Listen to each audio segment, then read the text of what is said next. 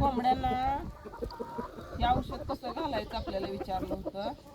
काय माहित आहे का, कुणाकुणाला माहित नसते, मला बी माहित नसतं कसं घालायचं.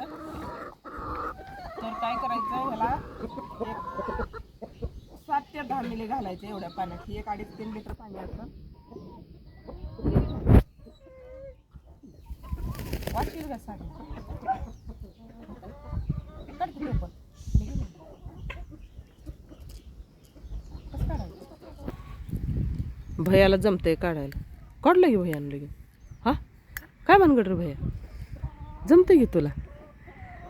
हे बघा वास मारा लागले हे काय. आणि हे कोंबड्यांना औषधाला चांगला आहे, एकदम चांगला आहे बरं का. धर हे धर. 4 बुचं टाकायला लागल्या बरं का. हे बाटलीच्या बुचाला 4 बुचं घालायला लागल्या. आणि काय होतंय कोंबड्यांना, म्हणजे काय आजारी बिजारी असल्या तरी पण व्यवस्थित होते त्या. 4-5 टोपलं टाकलं तरी पण काय होत नाही बरं का. पाणी भरपूर आहे.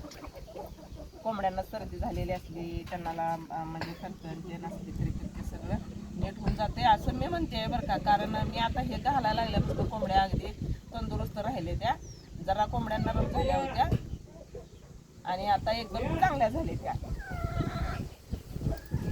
अशी ती रे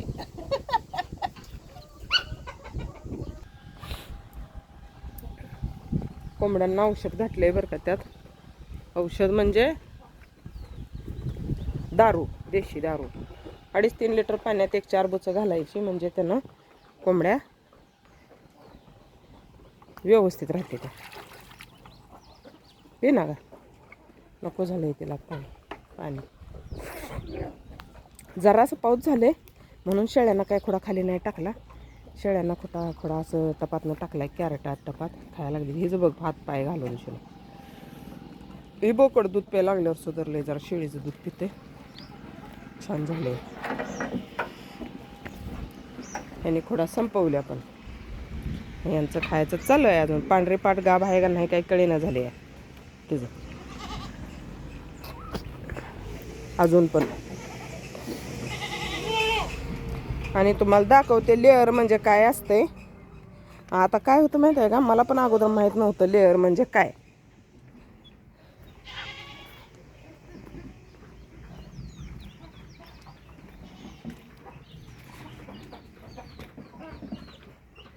बारक्या कोंबड्या येतात बरं का.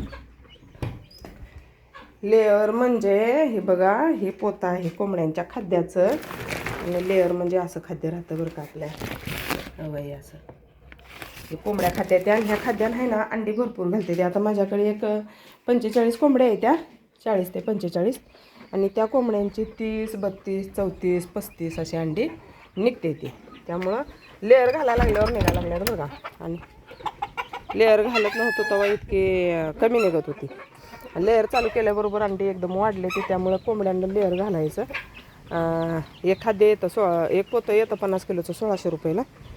आणि ते पोतं घातलं नाही कोंबड्यांची अंडी चांगली वाढते. ते कोंबड्या पण निरोगी राहते. त्या कोंबड्यांची पोटं भरते. ती कोंबड्या चांगल्या राहते त्या. त्यामुळं तेच खाद्य घालायचं. आणि आम्ही खाद्य मिरजेतनं आतनीतनं आणतोय बरं का.